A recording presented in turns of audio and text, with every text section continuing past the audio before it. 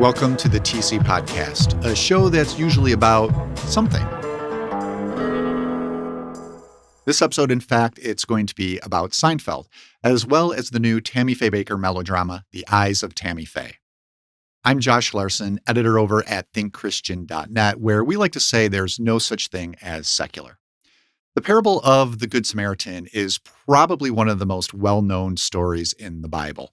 It's become such a part of our common language that the series finale of Seinfeld was even built around it. With Seinfeld coming to Netflix in October, we decided that it was high time to consider what the show, which is centered on decidedly bad Samaritans Jerry, George, Elaine, and Kramer, has to say about the biblical call to love thy neighbor. Aarik Danielson is going to join me for that.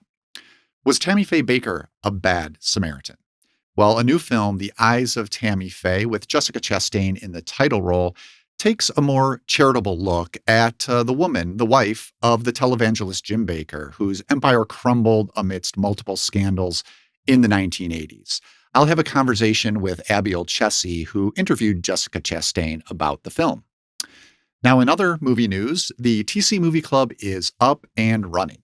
This is a new endeavor for us. I'm making video essays about particular films that are sent to Movie Club members, and then we're all going to get together virtually for a discussion about the films. Our first series is tackling the movies of the Coen brothers, so club members should be getting a video essay from me about Fargo in the next week or so. The date that we're eyeing for our virtual gathering is October 22. There's plenty of time to join the club, so if you'd like to do that, head over to thinkchristian.net/movie club. All right, I knew all those hours of watching and rewatching Seinfeld were going to pay off someday. It's time to talk about the landmark series with Aarik Danielson. I'm pulling Aarik Danielson off his music beat, which we do from time to time here on the show, to talk about a pretty major television event, Seinfeld in its entirety coming to Netflix in October. Now, at first, I thought it might be interesting to see if anybody on the podcast team had never watched any Seinfeld and kind of get their first impression take. But not only was that highly unlikely, but I figured it'd be more fun to kind of geek out about the series with a fan, which you are, Aarik. So yeah, what is your history with the show? You know, I was trying to go back and do kind of the timeline this week. I must have been in junior high when I first started watching it, but that would have been a few seasons in. So I have to imagine I picked up around like 92 or 93, somewhere in there. Okay. Which is probably kind of when they were, that first season was a little bit rough. So it was kind of when they were hitting their stride. And then from there, I watched it through the end of the show. I remember all of the kind of ruckus over the finale in real time. Mm-hmm. And I think probably too, I don't remember, again, the timeline, but I know usually most shows after 4 or 5 seasons is when they do syndication. And so I think I was probably a lot of, big cities, that's the kind of show that shows right before the news every night or that sort of thing. Right. So I think I was often filling in whatever gaps I had in my viewing history with the show by catching them, on the next time around, syndicated wise. So gotta believe that I've probably seen every episode, maybe missed a couple in that first season, but it's something I've, one of those few things I've actually been a completist on. So, got it. Yeah, syndication is when it was just everywhere, and still kind of is. And now it's conquering another realm with coming to Netflix. I'm a completist myself. I was in high school when it premiered and was already aware of Seinfeld kind of as a stand-up comic from appearing on late night shows. So I watched it from day one, loved it. Even as a matter of fact, we had prom weekend, went with some friends to just a cottage, like a family cottage, and I ducked out early from that weekend to go see Seinfeld perform in Chicago. Nice. Thankfully, my prom date was cool with it. We ended up getting married, so we were of the same mind, Yeah, it worked out okay. I was pretty intense. That sounds like an episode, by the way. That's like a Seinfeld episode, trying to figure out how to get out of the time to go and see that. But yeah. Yeah, how to nicely, work those social angles to serve your own selfish needs, which is essentially what we were doing, right? Forget you guys. We'd rather do this.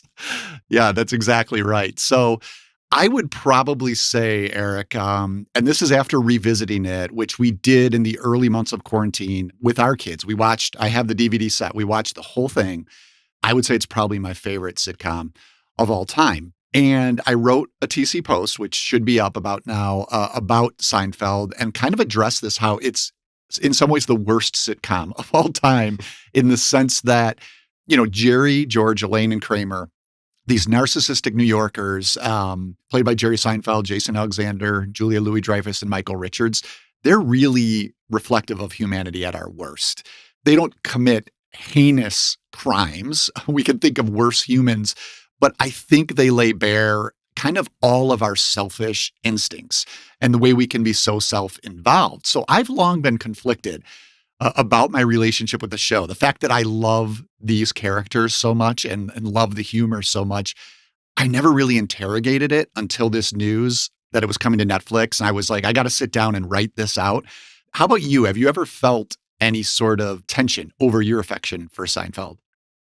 Well, now I'm feeling like I probably should feel more. No, Yeah, no. I mean, everything you're saying is right. It's, depicting selfishness just like right in front of your eyes. I don't know that I felt a ton of tension just because I think the show is obviously self-aware enough to say these are some really awful people. Oh, And so yeah. I guess I don't feel guilt on that level, but certainly, yeah, you watch that show and think this is, I mean, it's almost like, George's Opposite Day or whatever. You watch the show and you're like, this is what not to do. This is not how you treat people. And so Yeah. I think just seeing the absurdity of it and also just seeing how completely self-aware it is, I think I always appreciated that. And that maybe helped me feel a little bit better. Now, there are certain things as I've gone back and revisited specific episodes that, certainly with like, decades more knowledge, I'm like, oh, okay, that's not cool. That doesn't really play as well today as it did Uh-huh. in 1994 or something. But Sure.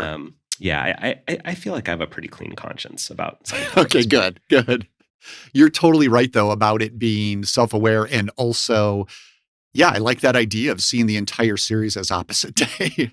And I think that's where we can see it as a directive for how not to live, particularly as Christians. The biblical call to live with others first comes from the parable of the Good Samaritan.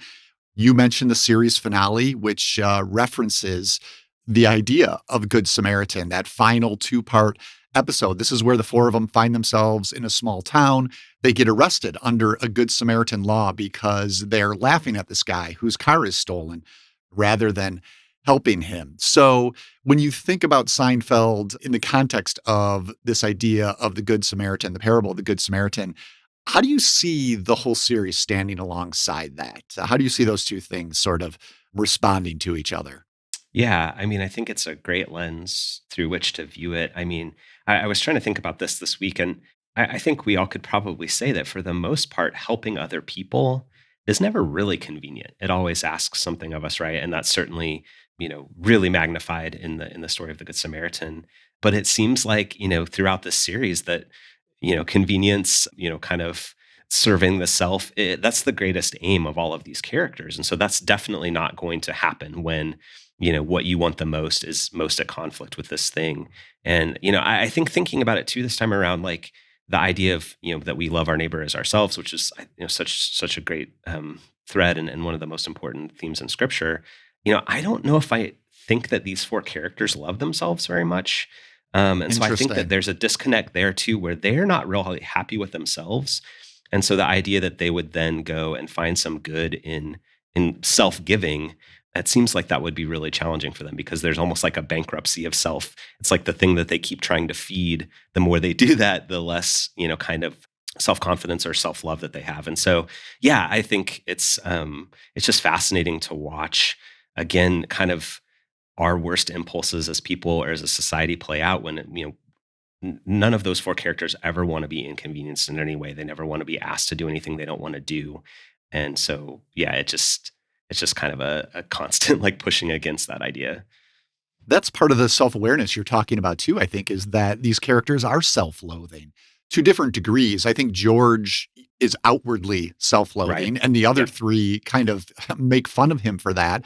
But yeah, even Jerry is in denial of that self-loathing. I don't know, Kramer seems oblivious to so many things, including Right. possibly his own issues with self-loathing. But Elaine talks about it too. You know, there's a lot of insecurity there in her character, especially as being a single woman in New York City, facing these sort of expectations that the men don't really have to deal with. I think that pops up in her character a lot too. So yeah, I Yeah. do think self-loathing is a real quality of this show.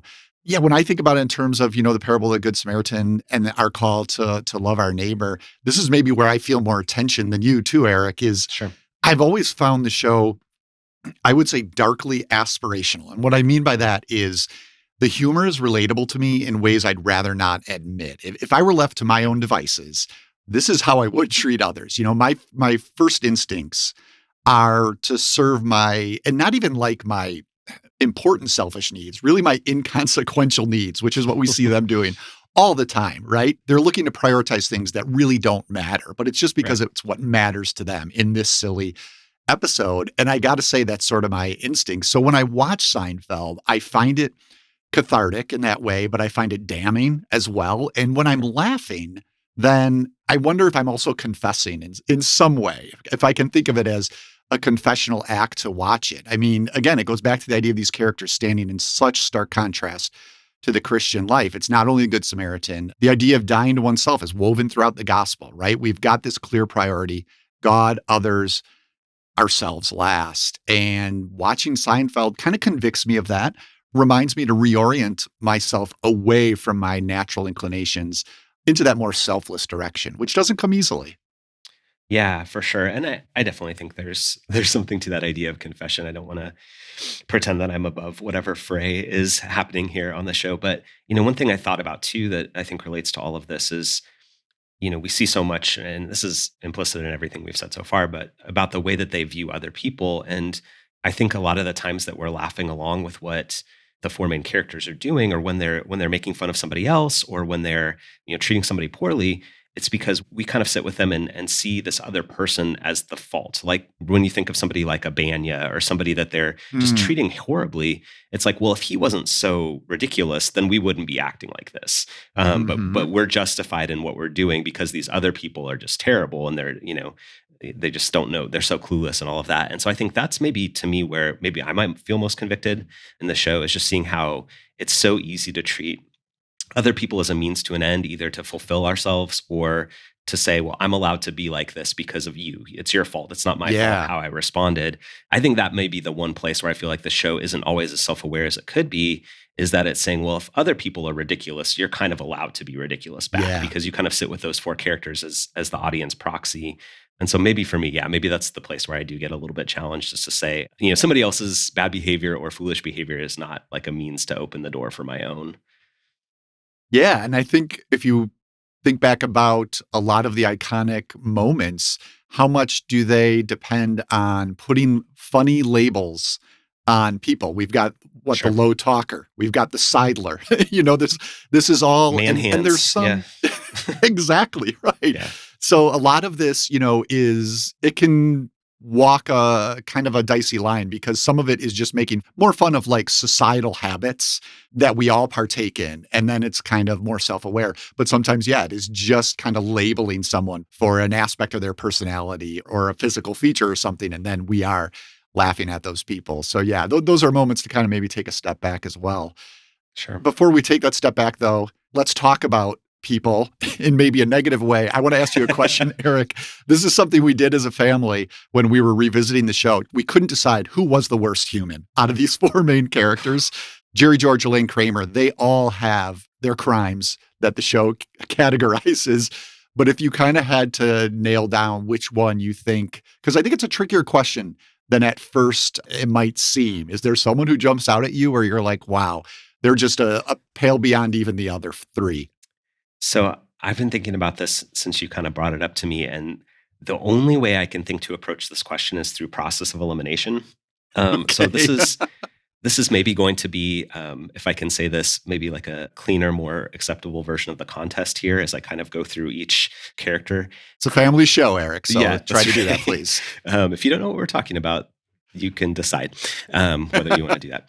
I'm going to go ahead and eliminate Kramer from the beginning. Kramer Okay. does some awful things to people.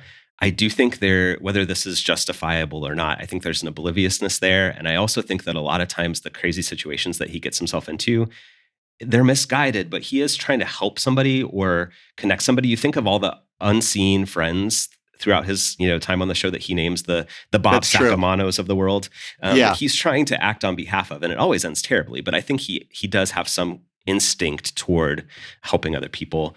I would say George, I can cross off. George maybe commits some of the worst, sins, if you want to call him that, in the show, but I also think he knows how terrible he is.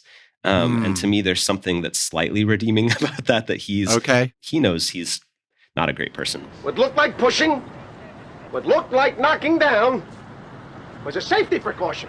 In a fire, you stay close to the ground, am I right? And when I ran out that door, I was not leaving anyone behind. Oh, quite the contrary. I risked my life making sure that exit was clear. Any other questions? How do you live with yourself? It's not easy. So that leaves me with I can Elaine. see where you're going. Okay, keep going. That leaves me with Elaine and Jerry, and I really don't know how to parse between the two of them. I think Elaine is more aggressive, obviously, literally sometimes pushing people and saying, get out. But in her... She's the queen of confrontation, right? I mean... Right. In her dealings with people, this is where I'm going to be a little unfair and just say I don't know that I can ever call anybody that Julia Louis-Dreyfus plays the worst person in the world just because she's amazing. And I'm with you. I was just watching some stuff last night, and the facial expressions are just alone. Like, I'm just going to let you off the hook. I'm going to go with Jerry Seinfeld, even though I think that he's the audience proxy. So where I think we're supposed to feel most allied with him, he often is the one that's pointing out the behavior in his friends that they don't see themselves. But I also just think about just the total indifference so much of the time to other people. I know you're talking about this in your post. One of the things that maybe doesn't play very well anymore is the way that he treats women on the show. Like just the dating relationships he has are just so selfish and so venal and all of those things. So I almost wonder I don't know if I can justify this theologically. I promise I'm wrapping up a long answer to this question. No, this is good. I love it. I think that everyone else to me seems either slightly more invested in others or slightly more aware of their own failings. And he's the one that seems to think that he's maybe above it all a little bit more than everybody else. And I think that might actually be the key to him being the worst. But also I would say that if you threw a dart at a picture of the four of them, whoever you hit would be a totally acceptable answer. So yeah, that's what makes this question difficult. I think I'm with you. I would rank Kramer at the bottom, although I do think he's worse than he's given credit for. Everything you said is That's probably true. But then there are also times, I mean, you think about his like frivolous lawsuits or even something, he's Elaine's accomplice in the dog napping, after all. That's true. And that's a pretty heavy mark against Elaine, but I am with you. Julia Louis-Dreyfus is brilliant, a comic genius, so I can't say she's the worst. For me, it was always between George and Jerry, but I think you're bringing me around, Aarik, because it goes back to that self-loathing that George has, which is at least a step towards, if we talk about the show being in some ways a confession, I don't think it ever gets to repentance, even that finale, they don't show any repentance, even when it's right in their face how terrible they are. But I do think George's self-loathing is like a turn in that direction. But Jerry, you're right. I mean, it's like he has all the information. He is as self-aware as any of them and has made the decision like, I don't care. I'm just going to live this way no matter what. And you also kind of feel like, I don't know, is he the one who would cut the rest of them loose the easiest? Nah, that would probably be George. So that would probably be George. But yeah, I think overall I'm with you that Jerry might be the worst. I distinctly remember watching the show in real time and my dad walking through the room. My dad hated Seinfeld. I don't think he's ever come around on it. He would stop in, and invariably every scene that he ever caught was George doing something, at his very most ridiculous. And my dad would just say, oh, I can't stand that guy. And I would always say, you're not supposed to like him. You're not supposed to feel like that. But I do think we're maybe supposed to like Jerry. You know what I mean? And I think that that's where it is for me, is that like on some level, I think the things that he does for the most part, again, I would say the treatment of women is pretty rough, but like the daily stuff that he does probably doesn't rank. Like it doesn't cause as much mayhem and havoc as some of the things that Kramer does or some of the others. But I think what you said is good. Like he maybe knows better. And in a lot of cases is willing to just set that knowledge aside to do what he wants to do. And so I don't feel great about pinpointing him, but I think that might have to be my answer. Well, the important thing is that you and I are better than all of them. So I think that's where we really want to end up, right? Yeah, Right, we can sit in judgment of all four of them, and I think yes, that's what exactly. people should So walk away with. So I'm glad we arrived there. Thank you. This was really fun. Anything you've been working on that you want to point folks to, a piece of music you want to recommend, something you've been enjoying lately that you want to let folks know about? I haven't written anything about this, but I would say one of the things, this is a very stark contrast to what we're talking about, but one of the pieces of music that I've been really blown away by in recent weeks is the latest Killers album, Pressure Machine, which this is like the second in 2 years. So they just put one out last year. But a lot of people have been kind of comparing this to, if you know the classic Springsteen album, Nebraska, comparing this to that because it's a lot quieter for them. It's very much a reflection on small town life and how, it's touching on all of these things that we know, unfortunately, are a part of that right now, like the opioid crisis and all of those things. I don't think the Killers can ever go quite as small as Nebraska. So I almost struggle to compare it in that way because Springsteen is sometimes barely whispering on that record, but there's just something really beautiful and sympathetic. I mean, this is the opposite of what we're talking about. There's something really beautiful and sympathetic in that record where Brandon Flowers and those guys write from a point of being insiders and saying, here are some really terrible things that are happening on this landscape, but we understand these people and we love them and we're sorry that this is what the life has become. And so anyway, that's a record I've been trying to wrap my mind around a lot lately and one that I've appreciated. So maybe a chaser to your next viewing of Seinfeld, of a couple episodes of Seinfeld. You can give that a listen.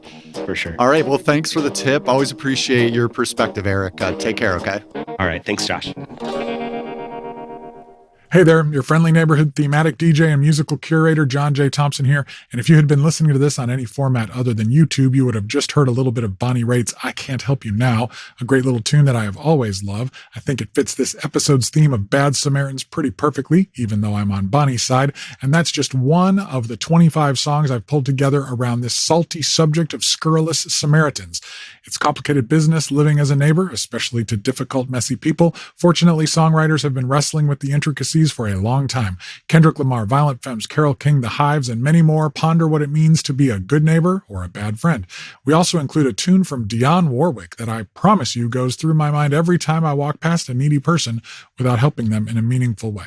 You can find it by searching for the Think Christian playlist on Spotify, or you can check the link in the emails you get from us. And if you have any suggestions for songs I should add, tweet at me at John J. Thompson, and I may or may not pay attention to you. Until next time, I am John J. Thompson saying, hey neighbor, take care of yourself, but not only yourself. Peace. I figured Abby Olcese would be a good person to have on to discuss The Eyes of Tammy Faye. This is a new release based on the scandalous 1970s and 80s television ministry of Jim and Tammy Faye Bakker. It stars Jessica Chastain and Andrew Garfield. Turns out Abby was the perfect fit. You actually interviewed Chastain not too long ago about the movie for Sojourners, I believe. How did that go, Abby? I did. It was an interesting experience. The interview went really well. The lead up to it was a bit harrowing because my power went out. It was out like the whole day. So I had to do that interview. Yeah, I had to do that interview from a Whole Foods. So it was less than ideal in terms of setting, but we got it done. Are you kidding me? I am not kidding. Wow. Being a control freak, that sounds like a nightmare. So more power to you for pulling that off. It was pretty wild. Well, did she say anything? Did you guys get a chance in the produce aisle or wherever you were to talk about something in her performance that helped you understand what she and the filmmakers were going for? Because this is a movie, I was just saying before we got started here, I saw it a couple days ago. I'm still kind of trying to wrap my mind around it. It's a curious project. It's a biopic in some ways, but it's also played as a comedy. Certainly hits notes of melodrama. I think her performance touches on all of that. It's even a musical in a sense that she has a couple of singing scenes. So yeah, just from talking to her, what maybe did you learn about what the filmmakers and she as an actor wanted to do with this movie? Yeah. So it's interesting to talk about this with regard to Jessica Chastain's involvement, because she's also a producer on the film. And this was like a big passion project of hers for a really long time, getting it off the ground. So in a sense, this is like her movie. But I know that the role of women in a lot of different spheres is something that she's been really interested in, I think, as an artist for a long time. And it seemed like in the interview that we had, her interest was primarily in that respect, kind of looking at Tammy Faye as a pop culture figure you think you know, right? Just based on what news we know about her and what we can tell based on her face and her mannerisms.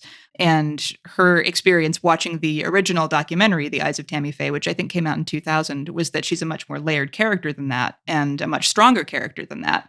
And I think that was kind of her primary interest in putting that together. I think that also speaks to a couple of different interesting ideas related to women in ministry. The movie doesn't go quite as deep on the theological level as I wish it would, as I think it could. Mm.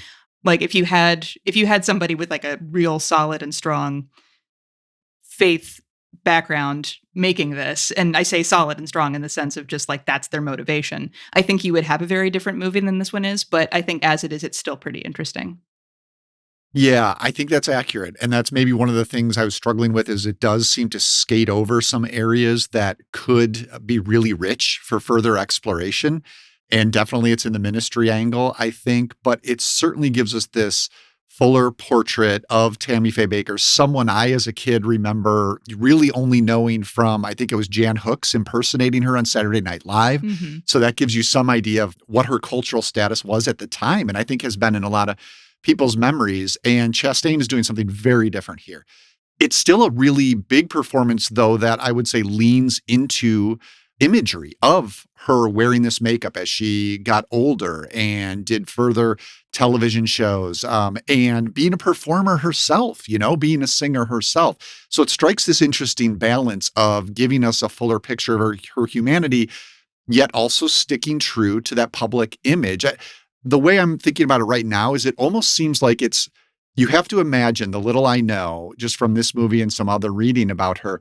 This is probably the performance Tammy Faye, Messner was her name eventually, probably would have liked. And maybe what I mean by that is it seems it might be how she saw herself in some ways. We get these scenes of her, especially when they have trouble in the marriage and there are financial issues rocking the ministry, where she is steely. That sunniness shuts down. I mean, when she goes cold in this movie, she goes really cold. And that's a different vision of Tammy Faye Bakker that we never saw. And I thought that was pretty interesting too.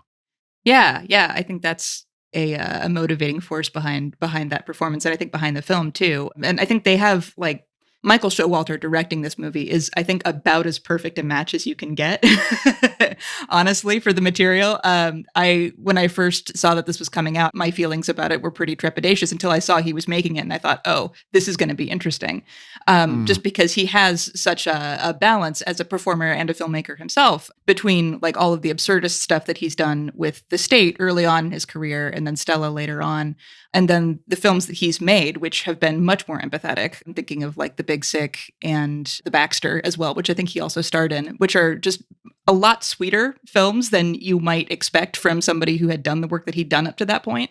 So I think that helps the movie sort of strike like a more thoughtful balance between outright parody and empathy than I think it might have had somebody else been making it. Or it could have been turned into, some sort of expose/tragedy. Oh, yeah, for where sure. It was very dark and there's not any humor at all. And I think the humor is key because you also get a sense that this was part of her purposeful part of her persona is to almost kind of poke fun at herself a little bit in some ways, in healthy ways. But yeah, the movie overall, I think just not having interviewed her, but just watching it, it does strike me, and this does speak a little bit to what you were talking about.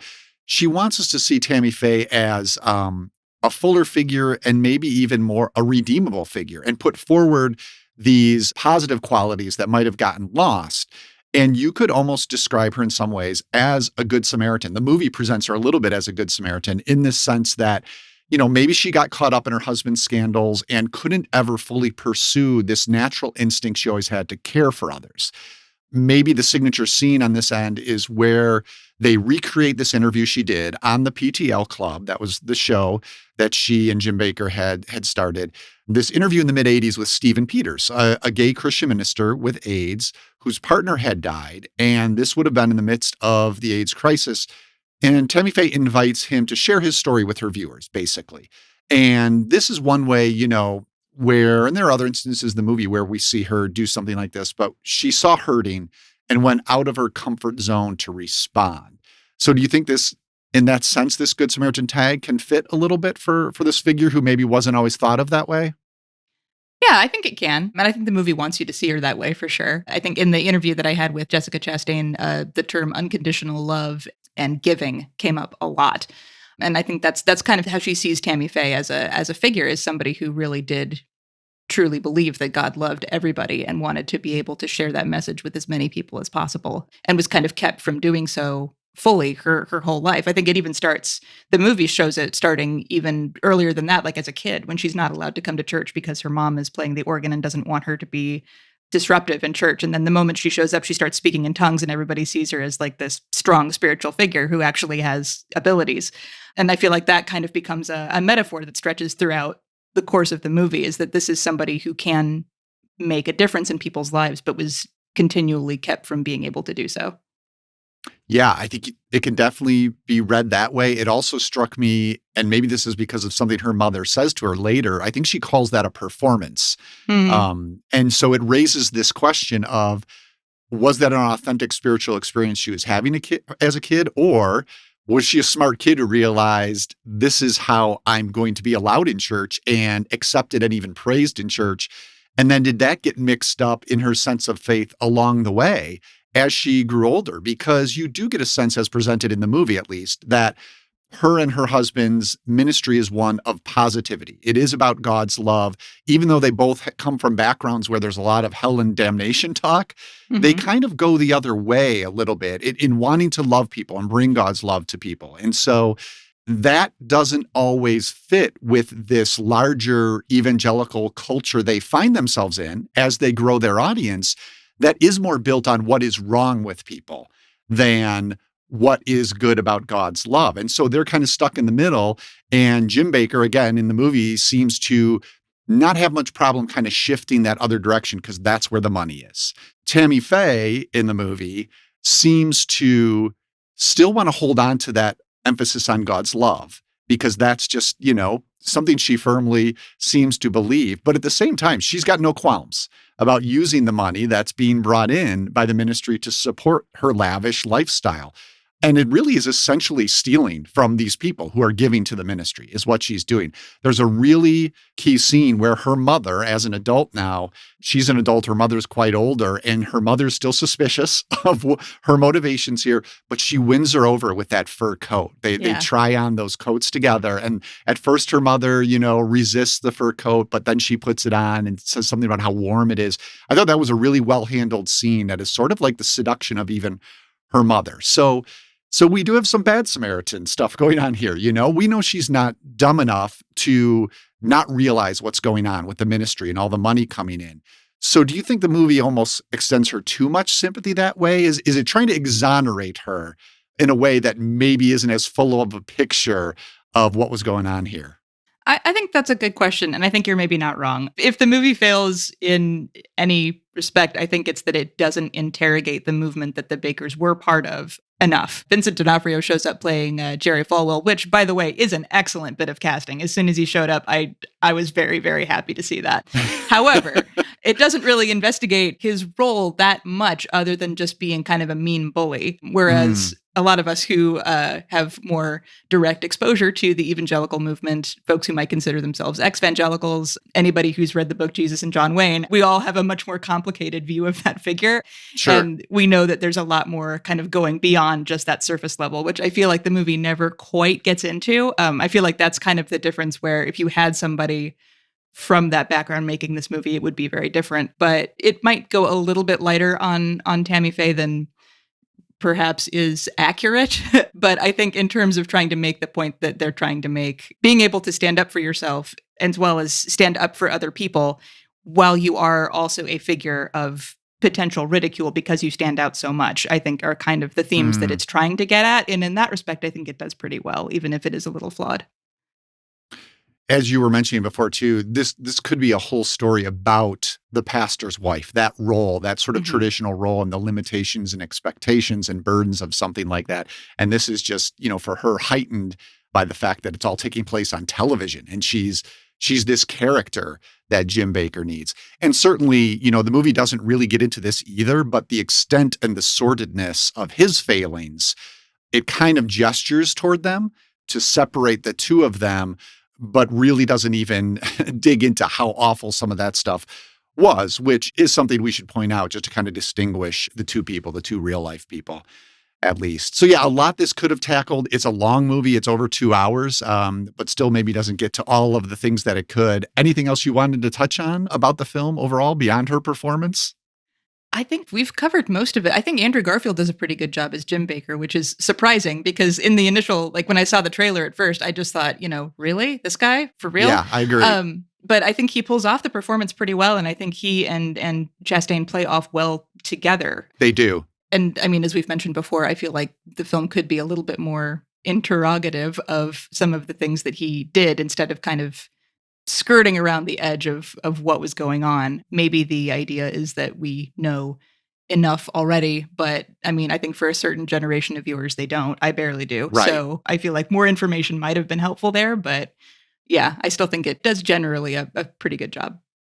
Yeah, Garfield is really good. I had the same suspicions. It just didn't seem to fit. And again, I'm mostly going on, okay, Phil Hartman on Saturday Night Live was Jim Bakker, right? So, but he pulls it off. He kind of, what I like about that performance is it's not purely villainous either. The early scenes, particularly with them, gives you a sense that there may have been real zeal here, real legitimate, passionate zeal that made them stand apart too from the Bible college where they meet. They have an excitement. They put love first. They're very affectionate to each other. I like how this is real about sexuality being a part of their relationship and how that comes into play as their marriage goes on too.